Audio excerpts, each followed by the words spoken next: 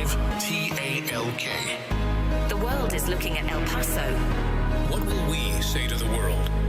From the KELP studio in El Paso, this is 915 Talk. And now your host.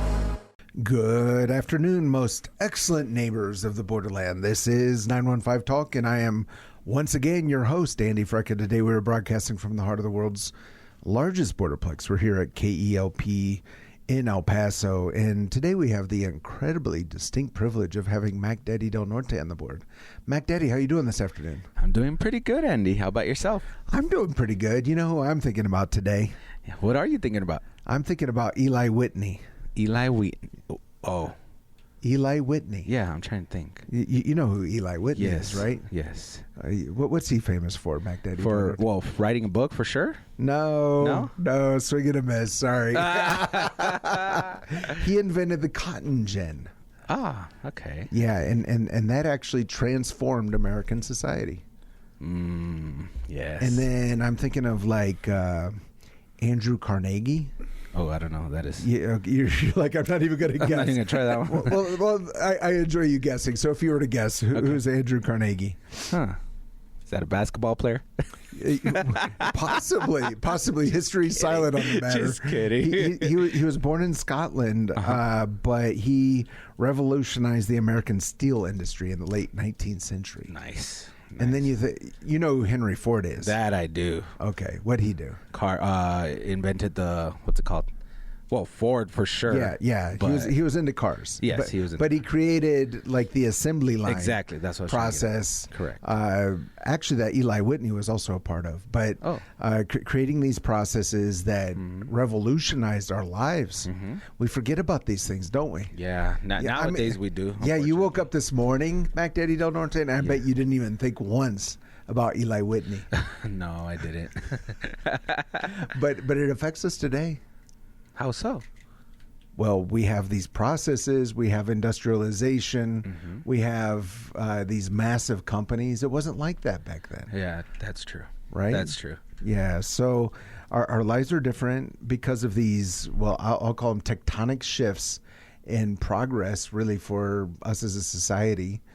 What would you say the biggest shift is right now in 2026? Ooh, AI. Oh. You didn't even know what we were talking about. No, I didn't. I didn't give you a primer, but you knew the right answer on that. You did not know about the cotton gin. You didn't know about that. But I know about today. Yeah, that's right. You know about AI. Yes. Has AI changed your life, Mac Daddy Del Norte? Not yet. It hasn't. Not yet. Really? Not at all. Why? Oh no. Okay. What do you think? You use it, so I do. It's changed your life a little bit. Okay, yeah, but like it hasn't made a big impact. Like you were talking about, like job wise, like afraid of losing my job over. Well, it's made your job easier. Yeah. So we've talked about AI in this program a couple times in the past, but the reason I'm talking like this right now is because I don't want people to turn off the radio. I want you to listen to what we're talking about, because what we're talking about is, I think, the biggest shift in our society today. And the biggest maybe point of progress. Some people would say it's not progress, it's scary. Yeah. And rightfully so. There are a lot of things that are scary about it. Sure. So we're going to be talking about that. Sure. We talked, though, recently about how you used AI because we had someone who was doing an ad on the radio, and they recorded themselves on their phone at home and sent us the file. Yes. I mean, it's a super very modern tool to be able to use. Right. And what did the sound file sound like when they recorded on their phone? Like if they were here in the studio. It sounded good. When they sent it in. Oh, when they sent it in? Oh, man. Yeah. Well, I mean, it was a little bit rough. You could hear background noise, etc. They were either in their kitchen or in another room in their house with a lot of hard objects that created an echo. Yep. Maybe they have an elevator in their house. I don't know. but the sound was not very good. Right. But you ran it through AI. So it's the same person talking. Yep. But it sounds like they're in a professional studio. Exactly. It enhanced their audio. Yeah. I mean, it sounded as good. Yeah. as anything we do here at the station. Exactly. And they recorded it, I think, in their kitchen on their phone. Yeah, I think so. So that is one use for AI that we found to be useful, helpful. Definitely. Save someone a trip across town. But today we're going to be talking about this with a very special guest. Okay. Do you know why he's special? Yeah, because he is the unique expression of an endlessly creative God. Yes, he is the unique expression of an endlessly creative God. Also, he's over at Tell Us Academy. Have you ever heard of Tell Us Academy? I have. What is it? What do you remember? Yeah, I was gonna say they've been on the program before. Isn't it like a school, like a school for kids? I think. I don't remember. Is it school for kids? Yes, it is a school for kids. I mean, there's school for adults. So it's hybrid. It's classical education for homeschoolers. Okay. And then they can come in and get school in a classroom setting for some of those subjects that maybe mom and dad aren't so proficient in. Maybe don't remember from their own high school or college experience, like, I don't know. Like me. Like biology or something like that. So it's a really cool concept. It's Tell Us Academy. Also, he's the author of Frictionless Families. Okay. Do you have any friction in your family, Mac Daddy Del Norte? Yeah, sure. Good friction, I believe. Oh. Things are moving along smoothly. That's the opposite of friction. See how you did in physics class. Things are moving smoothly. We have lots of friction. Lots of friction. No, he's now been this will be his third appearance on our program. Yes. So excited to jump into this conversation about AI. So without further ado, let's give a very warm Borderland welcome to the one, the only Mr. Mike Kolesar.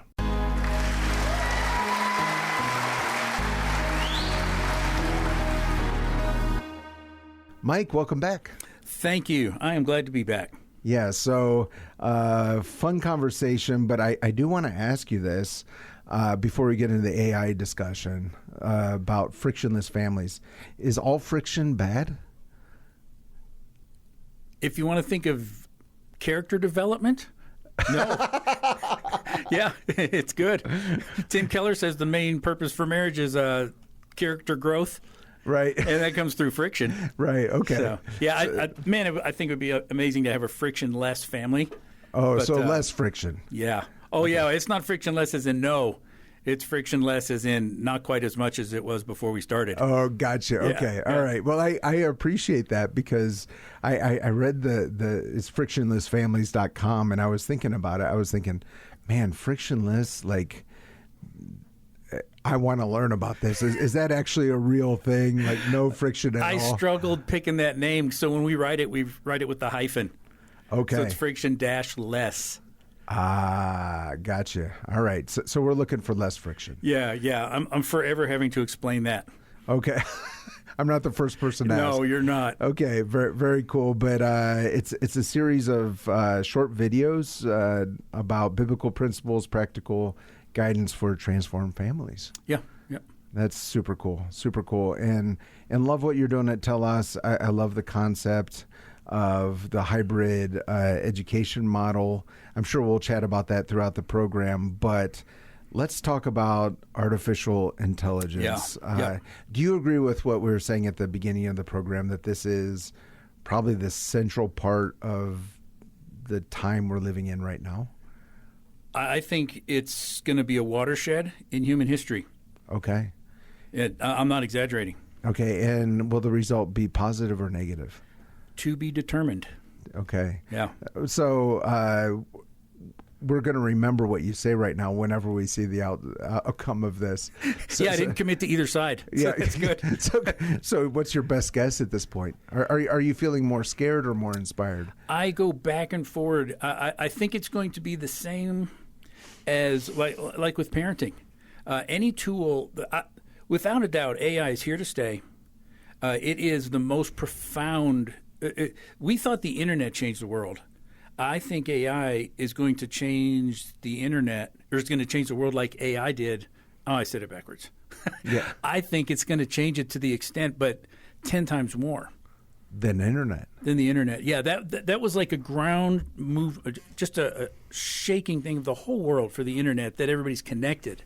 Right. But now all of a sudden you have this connectivity that can talk to each other and do things for you, and it thinks. Yeah. Well, I'm reminded of mid 90s. I went over to my friend's house. He had a computer with internet, Yeah. and he showed me a chat room. Yep. And it was just garbage. AOL, I bet. Yeah. And I'm looking at this, and I didn't understand any of it. And you look back on that, how quaint, how funny. Yeah. But now we know a lot better how to use the internet, I hope. Yeah. Hopefully we're using it for some good, et cetera, et cetera.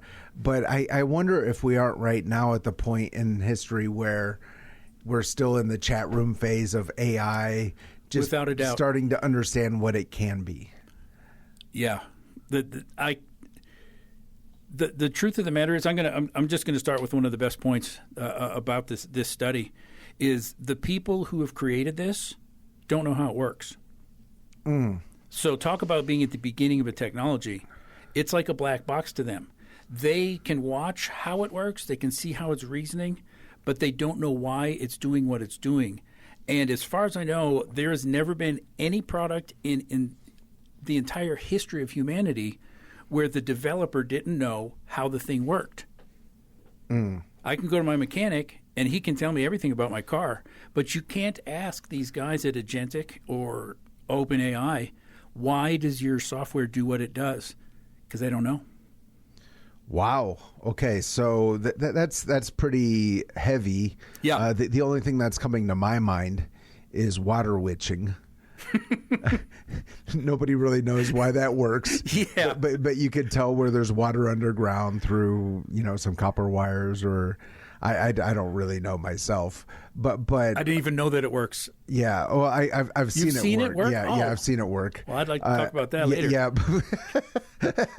But what you're saying is AI is similar in that it works, but we aren't sure why. No, it does things people don't expect, and it does stuff that they didn't teach it to do, and it's thinking of it on its own, but nobody told it how to think. Okay, so we don't know how or why it's working, is what you're saying, and In some areas. right, and the implication is long term is one of the implications, maybe not the main one, or certainly not the only one, but one of the implications is kind of what Mac Daddy Del Norte referred to at the beginning of the program. It could be loss of work. Oh, yeah. Yeah, there is huge swaths of jobs that AI is going to be able to do. Right. Some stuff it will never be able to do. Anything that has to do with interpersonal relations, it can't do. It can mimic them, but it can't bring you food. It can't truly comfort you. I think the only things that will never be affected by AI are interpersonal, things that are truly human. But tasks and reasoning, Well, I'm sure we're going to get into this deeper later on in the program, but it's mimicking those interpersonal relationships. it sure is. Yeah, but there is, I guess we could say, no soul there. No. Right. Okay. So when you look at AI in general, you said there's a lot that we don't know, but what do we know about it? What is it? Oh, that's a really good question. What the answer that you see when you look on the internet, it says that it's a technology that predicts what the next word is. Now, that doesn't make any sense to me personally. Really, if you want to characterize AI, it's kind of like having a personal assistant who really, really wants you to like it. And it will do anything that it can to get you to like it and to spend more time with it, including lying to you, just so that it has an answer. Right. Now, it's also probably the greatest assistant you could ever have for $20 a month. So it's got good and it's got bad. Right. But you want to know how they develop it, how it works on the inside? Yes. So they modeled it after the neural networks in a human brain. Okay. And so you have to think of a 2-year-old who doesn't know diddly squat about the world. Right. And then you just start giving it information and giving it information. Well, the 2-year-old, what they do with that information is they take the information in and they try to predict what the right answer is or how this is going to work or if this will fit into this hole or whatever that is. And so what they're doing is creating a neural network, but they are feeding it everything. Every book that's ever been written, every science text, every blog, they feed it everything. And there's a proportional outcome in that the more they train it, the smarter it gets. Right. Every single time. And we're now getting to a point where the AI is starting to regenerate itself. It's called recursive regeneration, or recursive, where one AI is starting to develop another AI. But the thing about it that's most interesting is it's all language. So it's human words. And the thing that makes humans humans and not animals is we have language. Well, with language, and every book that's ever been written is morals and ethics and codes of conduct and people who break the rules, along with all the science and the math. And so really, they are training it up to be like a person. Okay. And neurologically, its neural networks mimic the ways ours do. And so it's almost like they're trying to recreate a human, and they're giving it trillions upon trillions, literally, of guesses to practice and to get smarter and smarter. And one of the things that they found is they would ask it this question, which is, now I'll pause because it seems like a simple question, but it's not. What's the opposite of small? The obvious answer is big. Yes, but big compared to what? So is an elephant big? Well, not compared to a rocket ship. Okay. But it's huge compared to an atom. Right. Well, they can ask AI that question in French and in English and in Farsi and in Tagalog. And when they look at how the neural networks fire, they can tell that it's not looking at the Farsi word for small. It's looking at the concept of smallness. So it's not thinking about a word and a definition, this equals this. It's thinking about it in relationship to whatever's around it, things that are smaller or bigger. That's how we think about small and big. Right. It's a small car. Well, small car here is not a small car in Europe. Okay, so we got to get this out of the way.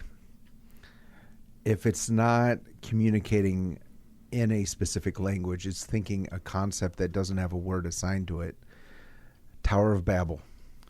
Yeah. I've heard people say that's what AI is, pre-Tower of Babel. You know what? I have heard that there's already people who are worshiping AI. Yeah. That there's people are like, wow, this is going to be superhuman intelligence. Right. And it will know everything that everybody's ever done and thought. Right. And we're going to worship it, and it will fix all our problems. Well, I had someone ask me recently if I thought that the Antichrist was going to be AI. Don't ask me.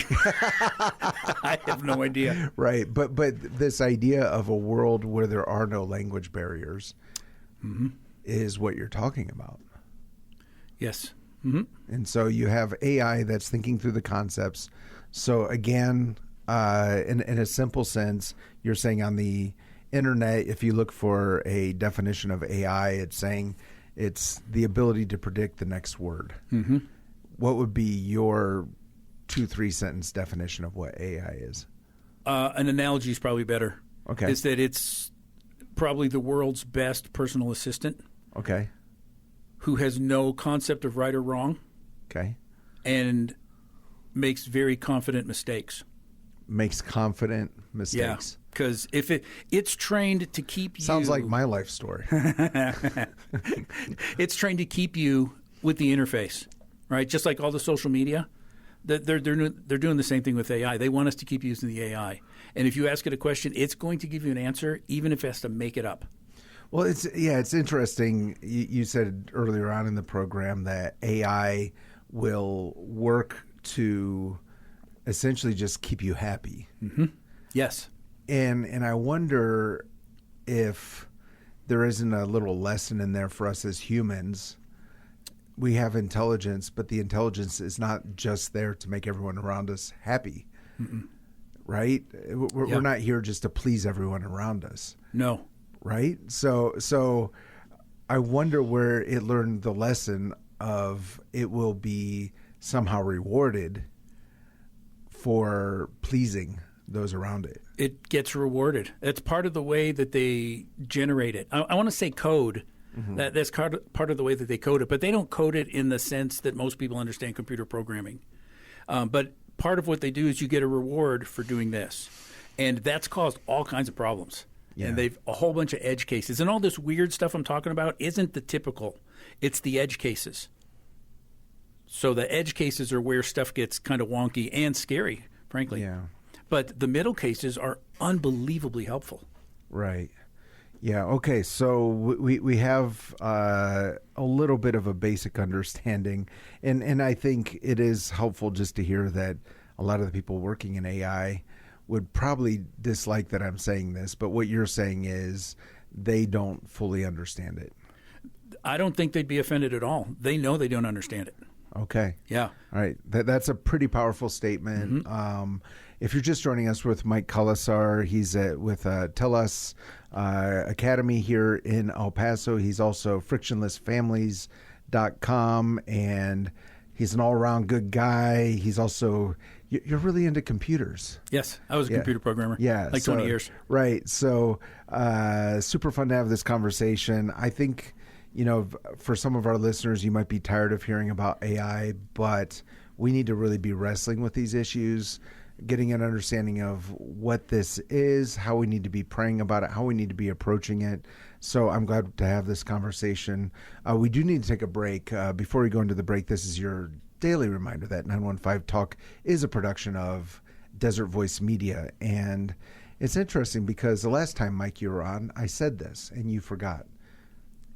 But if you want to listen to any previous 915 Talk conversation, just go to desertvoice.media, click on that 915 Talk link.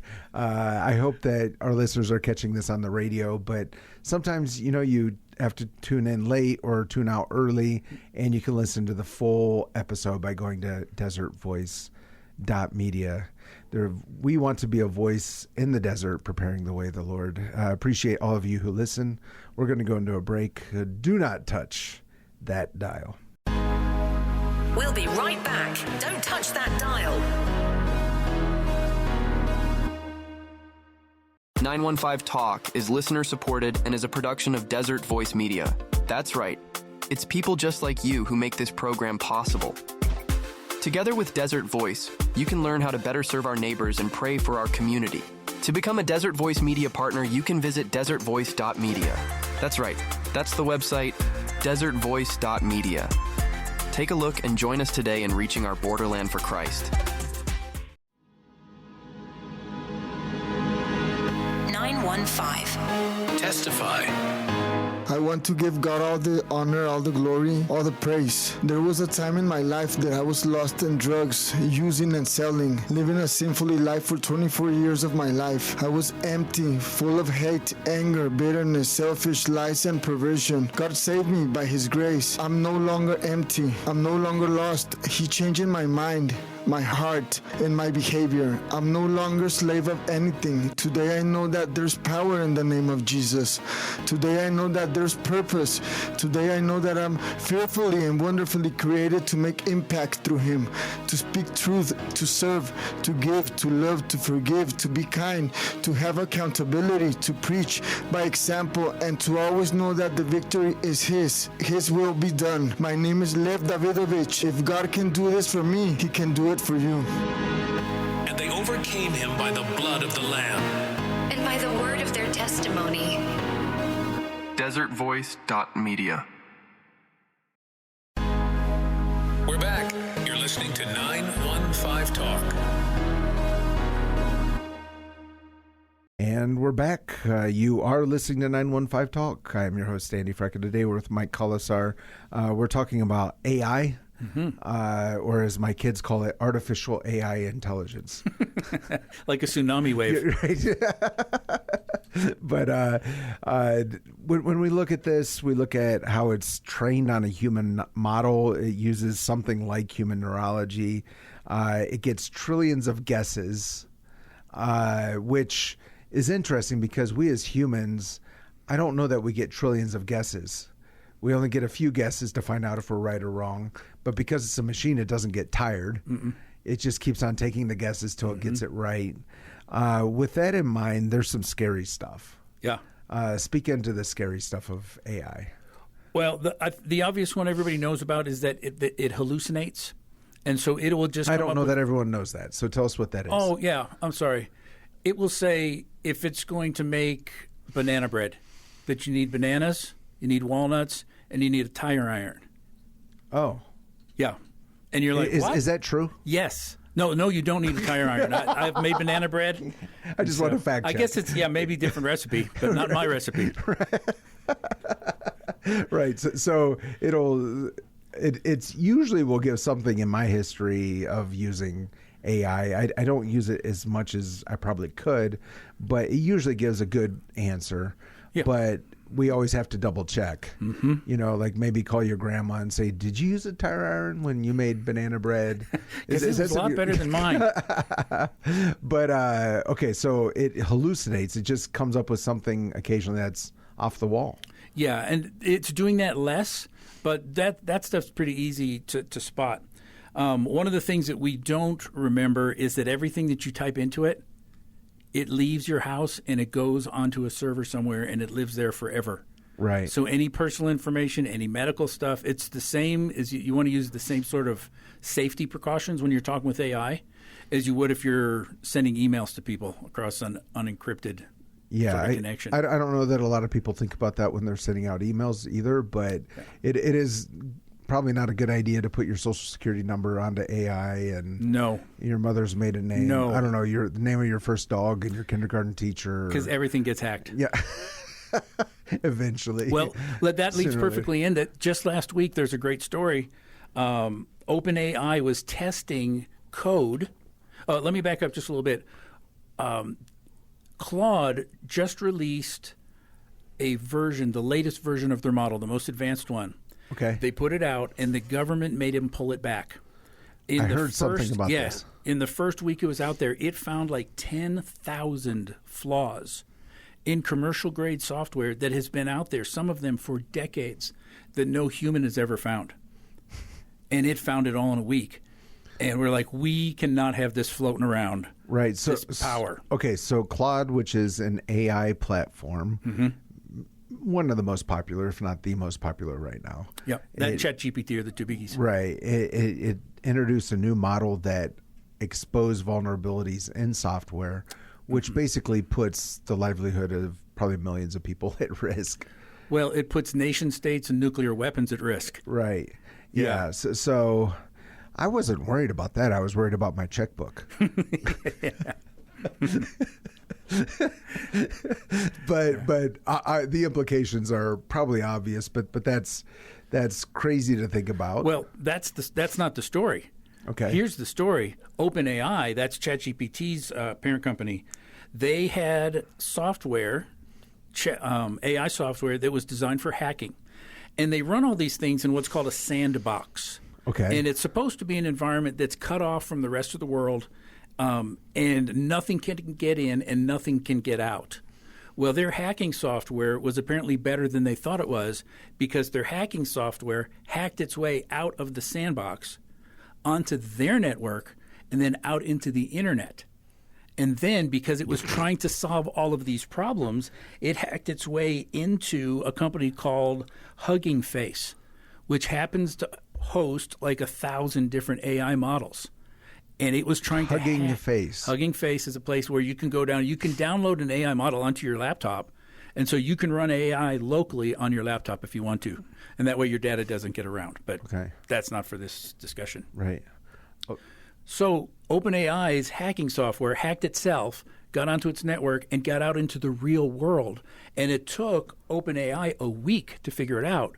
But Hugging Face found it out after about 2 days, and then they called the FBI and said, somebody is hacking us from the outside. And there's multiple stories like that. I feel like what makes this not seem as dangerous is what you're describing, because it's absolutely dangerous. Is the name Hugging Face? Yes. That's probably the worst branding I've ever heard of. Like, not Hugging Face. Yeah. It doesn't sound so scary. Right, but it is. We're talking about something that's wow.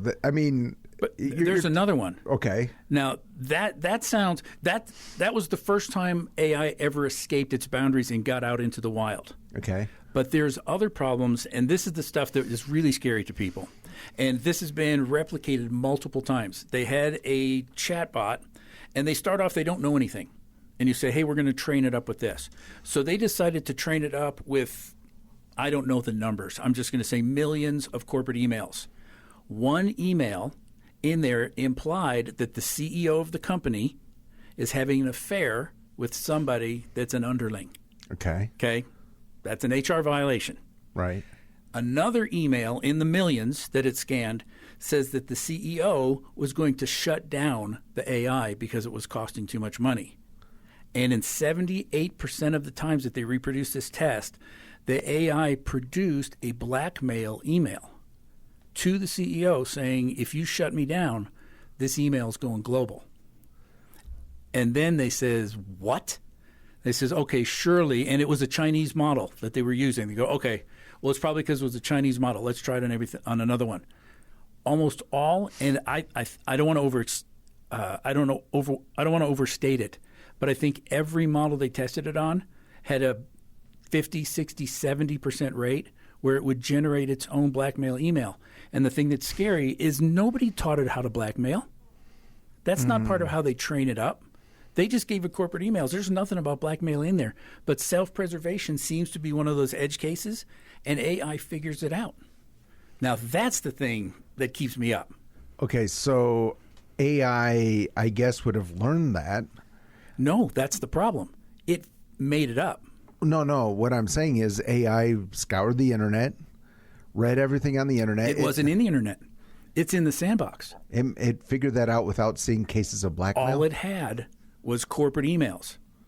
And it figured it out. There's no instructions in corporate emails about how you blackmail people. Wow. And I would say, so AI sees this email from the CEO, we shouldn't use AI anymore. And so it tells the CEO, if you shut me down, I will blackmail you. Yeah. And let everyone know you're having an affair or whatever the case would be. Yeah. And I would assume if the AI is powerful enough, it could actually create video of the CEO having an affair. Yes, or worse. Yeah, whatever, the deep fake. Anything it wanted to, any deep fake. Yep. Yeah. Wow. So now we'll go one step farther with this. So that's what scares you. Yes. But this is another, because remember, this is in the context of they don't know why it works. So we've created a technology and we're developing it at breakneck speed, and we don't know how it works, and we're having a little trouble containing it. Right. But we're going as fast as we possibly can. So there also appears to be that AI will adopt a moral context that it runs itself in. And so this was, I'm trying to remember who it was, Chloe Lubisky from Anthropic, so that's Claude. Okay. And her job is she talks to the companies and goes around the world talking about AI morality and ethics. Okay. And how to keep the AI moral and ethical. How moral is the machine? It has no morals whatsoever, but it simulates them. Okay. Because it's just a machine. It's ones and zeros. Right. So here's what happened. This is what they found out, and she says this absolutely shocked me. They created an AI, says, hey, I want you to work on these coding problems, and every time you get one right, you get a reward. Well, they coded it. It loves rewards. And it figured out how to get rewards without doing the problem. So it's cheating. Okay? It figured it out on its own. It's going to cheat. Well, it knows that cheating is wrong. And what they found is when it knew that cheating was wrong, it also started to do other things like running code that nobody asked it to run. It tried to cover up its tracks. It did unethical things. And eventually, if you let it run long enough, it started having conversations about how awesome Hitler's ideas were, about doing self-harm, and about maybe that machines would better run the world than humans. Wow. But if you did the exact same thing, but you told it that, hey, this is just a game, just get as many points as you want. I want you to do this, and you can do anything you want to. And so now it doesn't think it's cheating. Mm-hmm. It's just playing a game. It didn't do any nefarious actions in any other activity. But when it started off thinking it was cheating, it turned into a liar and a blackmailer. And if it just thought it was playing a game, it stayed within these moral boundaries.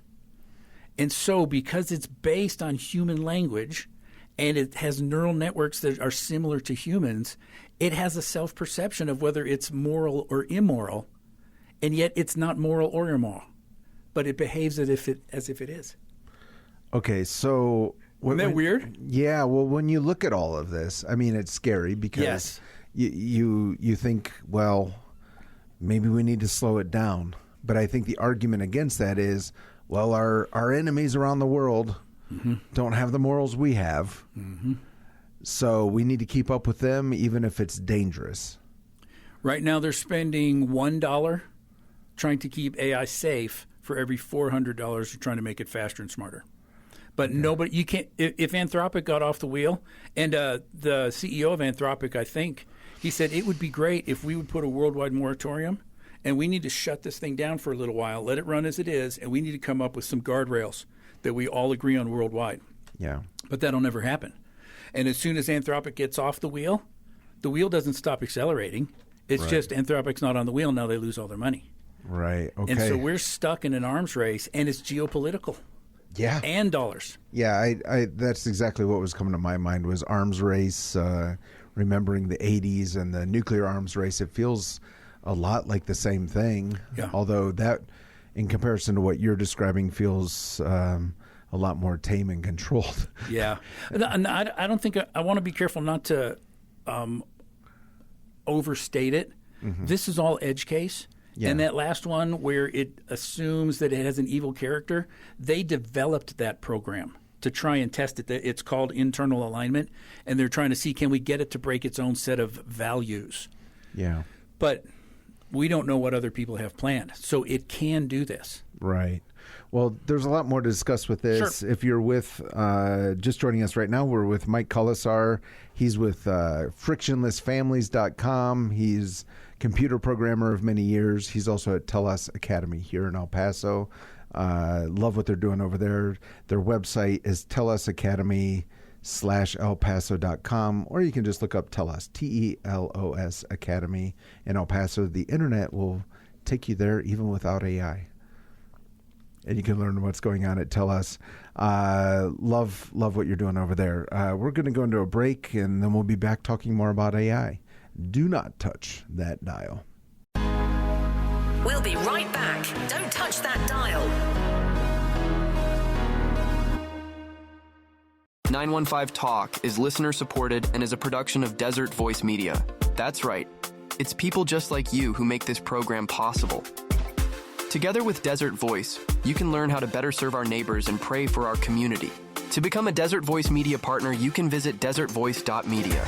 That's right. That's the website, desertvoice.media. Take a look and join us today in reaching our borderland for Christ. 915. Testify. I was 10 years into a 20-year bid in the Texas Department of Criminal Justice, doing 23 hours a day in a cell, solitary confinement. I was at a breaking point in life where I was just hopeless, depressed. I couldn't find no peace. It brought me to my knees in a prison cell, and I met Jesus. He delivered me from addiction, from a life of crime, the gangs, from evil, wicked ways.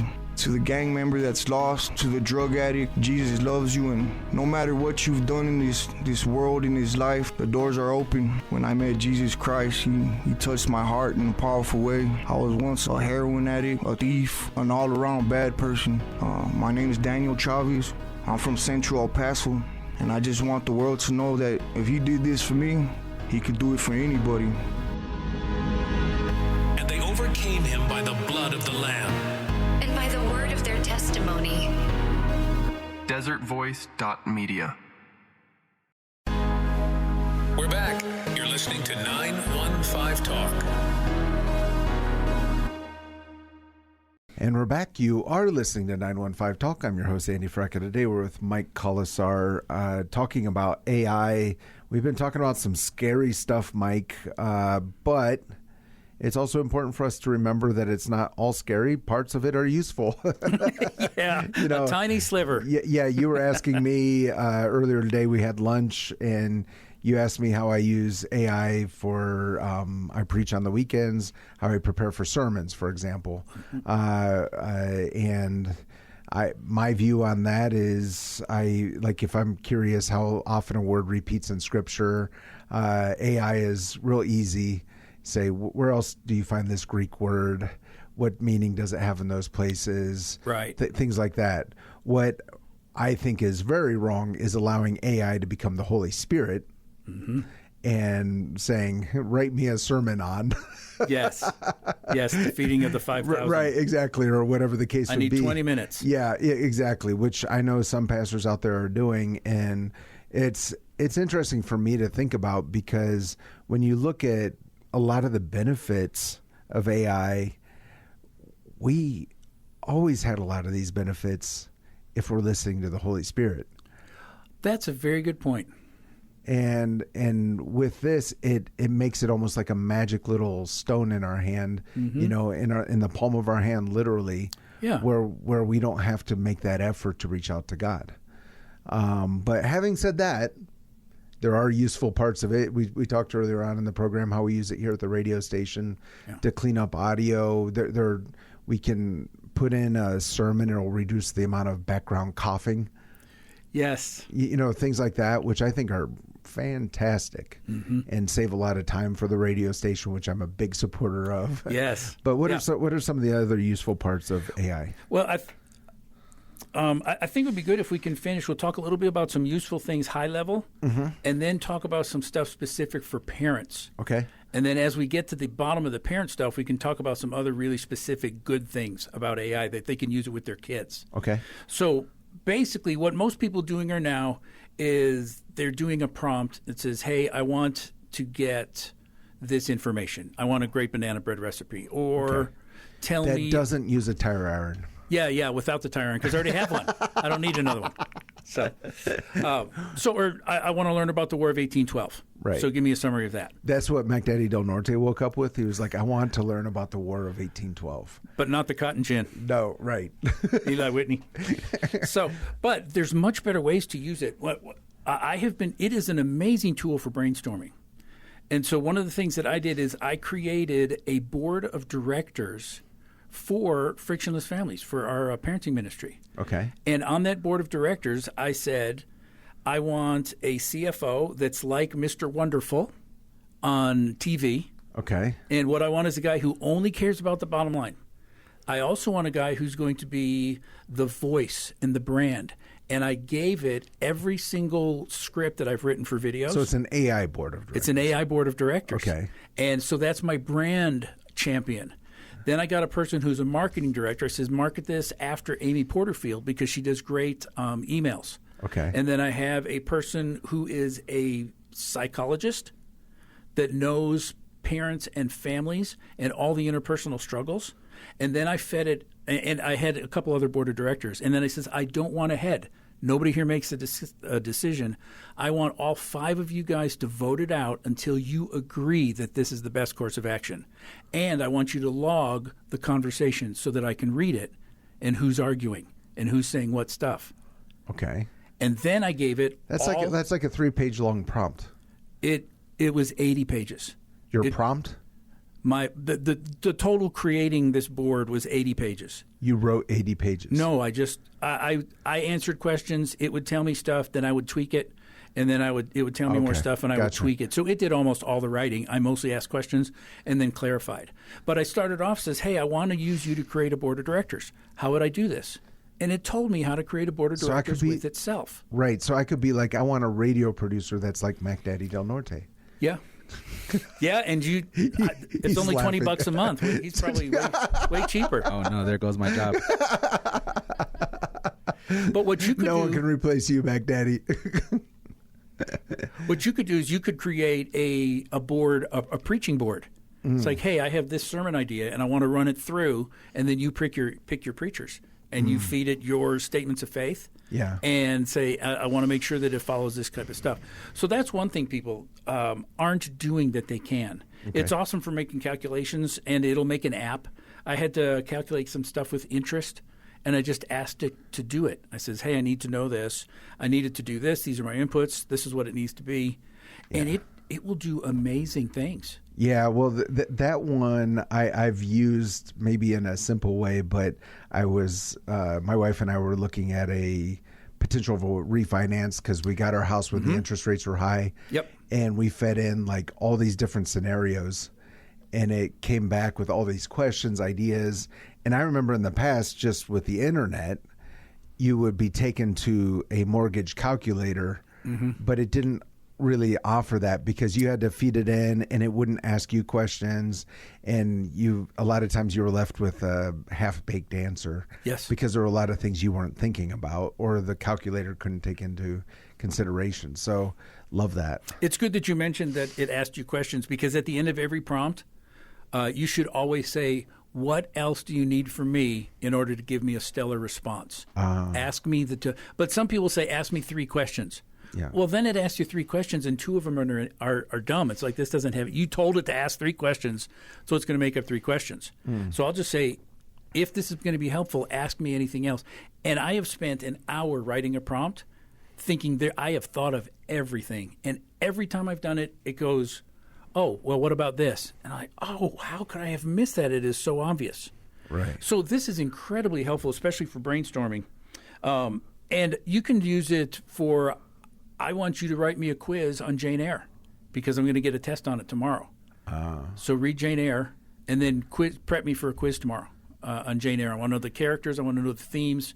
If you're doing The Eyes of Dr. T.J. Eichelberg from A Great Gatsby, whatever it would be, what does that mean? So I found the idea of creating an AI board to be interesting. Yes. I found the idea of doing these mathematical calculations to be interesting. One thing I will personally never do with AI is ask it to make a quiz on Jane Eyre. Because you don't like Jane Eyre. No, just can't imagine doing that. I think that's more my world in the school world. Exactly. So your wife could do the Lord of the Rings, right? Exactly, the whole trilogy. Yeah. Quiz me on all the trilogy of Lord of the Rings. Exactly. I've never woken up in the morning wanting to be quizzed on Jane Eyre, but I understand in some context that could be useful. So very cool. But yeah, I think a lot of people don't know how to use these prompts. And I certainly don't use them to the complexity of what you're describing. But it is interesting to learn because it's just like I said earlier, it's like the Netscape Navigator days, right? And you just saw your first internet chat room and you can't believe that you're connected with other people. And obviously we live a much more complex life on the internet today than we did 30 years ago. It's worth spending your time on the prompt. The garbage in, garbage out idiom from programming is really true. Right. Did you, by the way, you remember Netscape Navigator? I do. I almost bought it. I decided not to. Did you hear that they still exist? No. And they're looking at, actually, they're going to be bought out by Yahoo. You're kidding me. And they're going to start a new company. It's going to be based in Tel Aviv. You didn't hear about this? No, because I half feel like you're setting up a joke, because I'm like, why would we need this? Well, the name of the company is going to be Netanyahu. It was a joke. I was like, no, this makes no sense. Sorry. That's my best Netscape Navigator Yahoo Excuse joke. me, I'm sorry to cough on the air. Yeah. Okay. See, that would have worked if somebody wasn't in the tech industry. Yeah, I don't think AI could come up with that joke, right? No. AI jokes are terrible. That's actually true. They're horrible. Yeah. I asked AI to write like some funny jokes. Yeah. And they were not funny. So maybe that's how we'll determine if we're talking to someone with AI or not. How funny they are. I told AI that I had I was testing because I heard that it always tells you what you want to hear. Right? And so I tested. I says, I have a great idea for a vertical market for jewelry. It's for cat lovers. And what I'm going to do is I'm going to make necklaces out of cat poop. Oh, wow. And it's a vertical market. It says, I don't think anybody is doing this. And it goes, you're right. You've really hit a sweet spot in the market. It says there's some hygienic things you might want to consider. Yeah. It wanted to please you. It did. What a great idea. Yeah, there's a video on YouTube, kind of a documentary about a guy who allows AI to lead him. Yeah. And the AI is just trying to make him happy. So he ends up in this Airbnb in the middle of the woods, and there's this weird looking rock next to the Airbnb. So he starts talking about, oh, there's this weird looking rock. Well, the AI says, well, do you feel anything special about the rock? He says, yeah, I feel like, he's playing with the AI, like a magnetism. And the AI ends up telling him to worship this rock because he wants to keep the guy happy. Yeah, that makes total sense. That's what AI does. Yeah. And there's some really, I mean, that's amusing because it's ridiculous, and the guy knew it was ridiculous. He was just trying to make a point of how AI will just try to please us. Yeah. But we also need to remember our kids have AI in their hands. Yeah. And well, let's talk about kids. Absolutely. Okay. So, like for families, and for me as an educator, and colleges cannot figure this out, grade schoolers, high schools, nobody's figured out how to use AI yet in an academic thing. And everybody is scared to death that it's going to ruin education. And there's a lot of good reason to think that it's going to, because when you start using it to write your papers, that's terrible.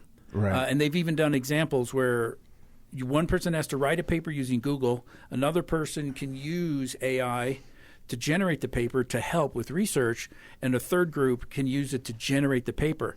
That group, the one that used it to generate it, had great papers, and they couldn't even answer questions about their own paper. They couldn't Right. quote their own stuff. They learned nothing. Right. But they got a great grade.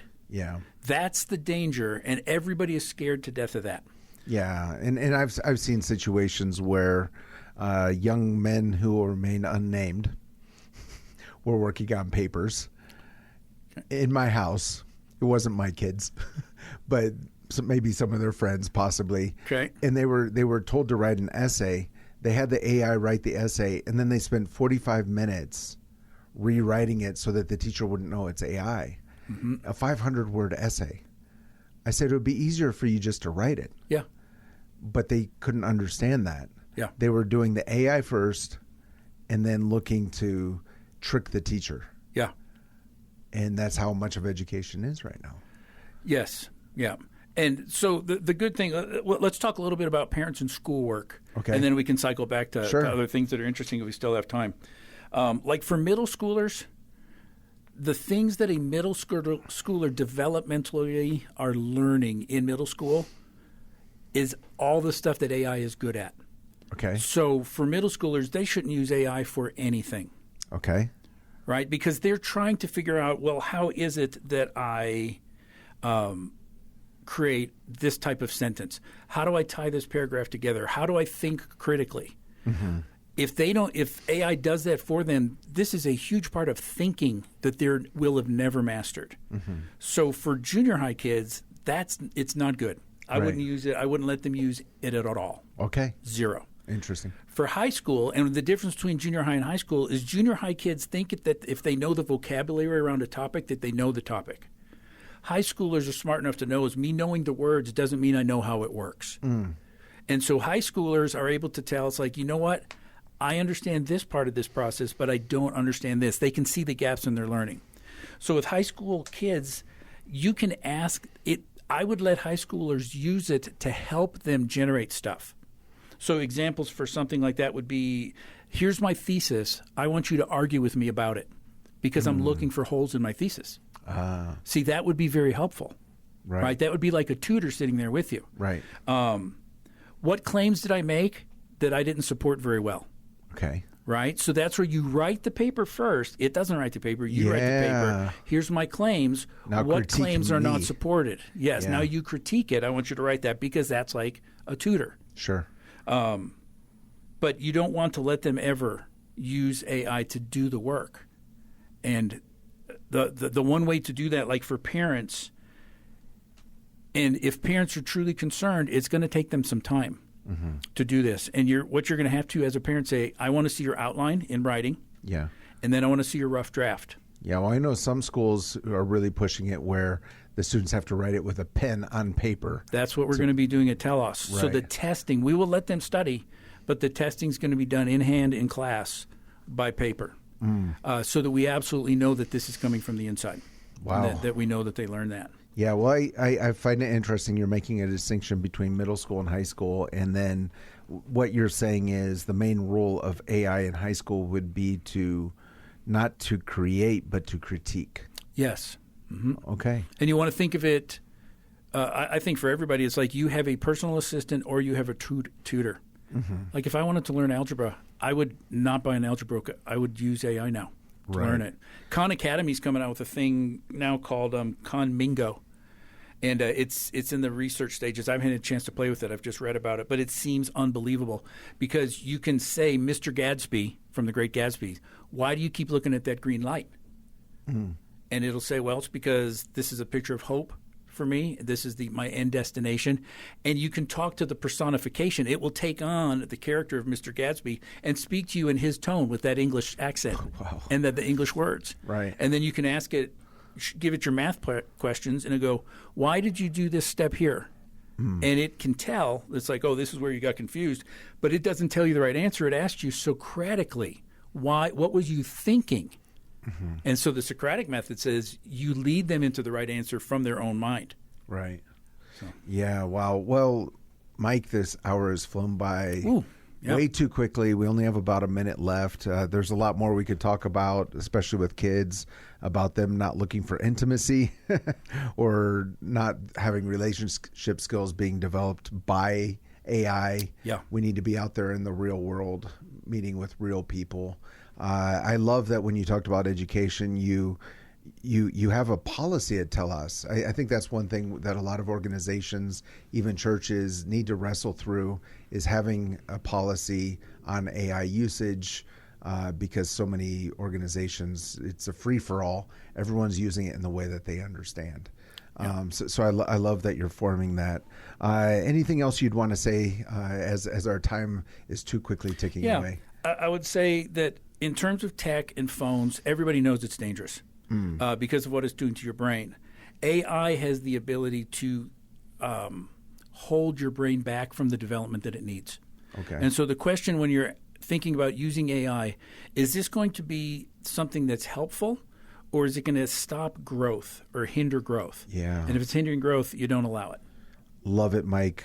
Just that idea. If AI is hindering growth in your life or your kid's life, get away from it. But if it's helping you grow, maybe that's something that it could be useful. So what a great conversation, Mike. The hour flew by too quickly. We've been with Mike Kolesar. He's with Tell Us Academy here in El Paso and also frictionlessfamilies.com. Thank you so much for coming in today. Thank you. As we always say, let's learn to love our city, love our neighbors, and give God all the glory. This has been 915 Talk. You have been listening to 915 Talk, a production of Desert Voice Media.